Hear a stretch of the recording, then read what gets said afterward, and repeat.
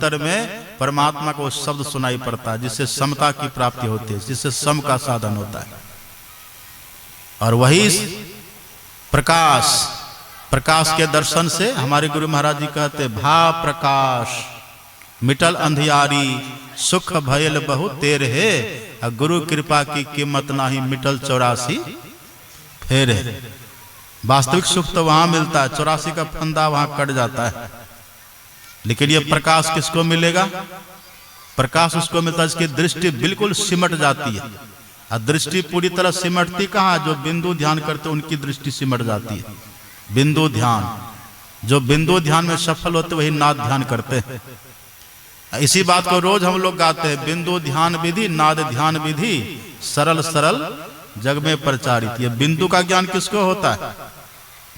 हमारे गुरु महाराज जी कहते हैं प्रथम ही धारो गुरु को ध्यान, हो श्रुति निर्मल हो बिंदु ज्ञान। जो पहले मानस ध्यान अपने भीतर करते, जो गुरु का ध्यान खूब बढ़िया से करते हैं, उपकारी गुरु रूप को मानस ध्यान थपो। गुरु मूर्ति गति चंद्रमा सेवक नयन चकोर, अब पलक पलक निरखत रहे गुरु मूर्ति की ओर।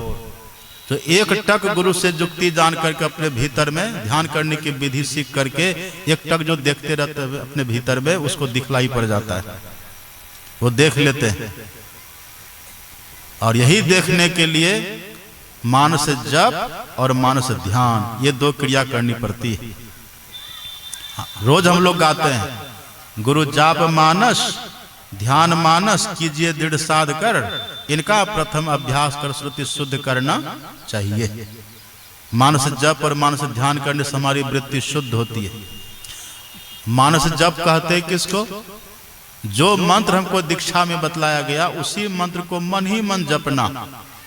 अपना आसन लगा करके बैठ के आंख को बंद कर लिए, मुंह को बंद कर लिए, जी को स्थिर कर दिए, अब बस ख्याल से मन ही मन मंत्र का जप करते रहते। ये मानस जप कहलाता है। यही मानस जप जिसका ठीक ठीक बन जाता है, उसका अपने भीतर में मानस ध्यान भी बन जाता है। और मानस ध्यान जिसका बन जाता है उसी को बिंदु ध्यान होता है। अब बिंदु ध्यान जिसका बनता है उसको भीतर प्रकाश की प्राप्ति होती है। उसी प्रकाश में परमात्मा की पुकार, उस शब्द की प्राप्ति हो जाती है। वही सम का साधन हो जाता है। ये कथा में रहस्य छुपा रहता है। यही चार बात जिनके पास होती वही जाते भगवान के पास। विभीषण जी ने ये चार मंत्री लिए साथ में और चले, सागर पार करके ये राम भगवान के पास जाएंगे।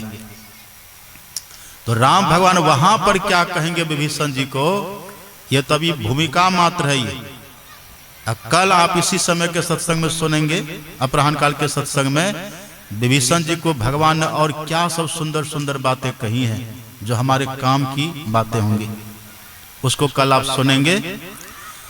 और फिर कल प्रातः काल